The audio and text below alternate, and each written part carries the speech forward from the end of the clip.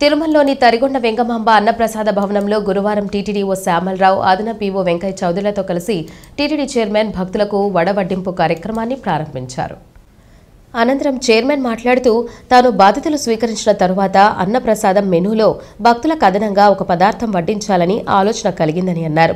ఈ విషయాన్ని సీఎం నారా చంద్రబాబు నాయుడు దృష్టికి తీసుకువెళ్లగా ఆయన అంగీకారంతో వడల వడ్డింపు కార్యక్రమాన్ని ఈ రోజు నుండి ప్రారంభించామని అన్నారు. ఇప్పటికే భక్తులకు నాణ్యమైన దినుసులతో భక్తులకు రుచికరమైన అన్నప్రసాదాలు అందిస్తున్నట్లు టీటీడీ చైర్మన్ బీఆర్ నాయుడు తెలిపారు. భక్తులకు పంపిణీ చేసే వడ తయారీలో శనగపప్పు, పచ్చిమిర్చి, అల్లం, కరివేపాకు, కొత్తిమీర, పుదీనా, సోంపును ఉపయోగించనున్నారు.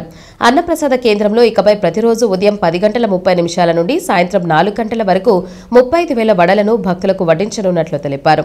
భవిష్యత్తులో ఈ సంఖ్యను మరింతగా పెంచి భక్తులకు రుచికరమైన భోజనం అందిస్తామని తెలియజేశారు. ఆ సందర్భంగా నా మనసులో ఒక ఆలోచన వచ్చింది, ఇంకొక పదార్థం పెడితే బాగుంటుందని.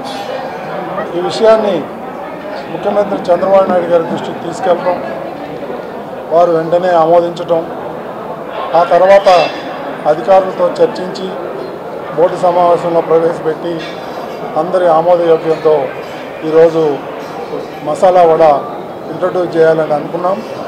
అదేవిధంగా ఈరోజు కార్యరూపం దాల్చింది. దీనికి జనవరి 20వ తారీఖు నాడే ట్రయల్ రన్ చేశారు మన అధికారులు. అది బాగా సక్సెస్ అయింది, చాలా రుచికరంగా ఉందని చెప్పేసి ఫీడ్బ్యాక్ వచ్చింది. దానికి అనుగుణంగానే కొంత సమయం పట్టింది, ఎందుకంటే అన్ని ఏర్పాట్లు చేసుకోవాలి. వంట కావాల్సిన ముడిసరుకులు అయితేనే ఉంది, దానికి కావాల్సిన సిబ్బంది అయితేనే ఉంది, అవన్నీ సమకూర్చుకోవటం. ఈ రోజు నుంచి 35,000 మందికి వడలు సప్లై చేయాలని అనుకుంటున్నారు. ఇక దీన్ని ఇంకా పెంచి అందరికీ అందుబాటులో తెచ్చేదానికి మన అధికారులు కృషి చేస్తున్నారు.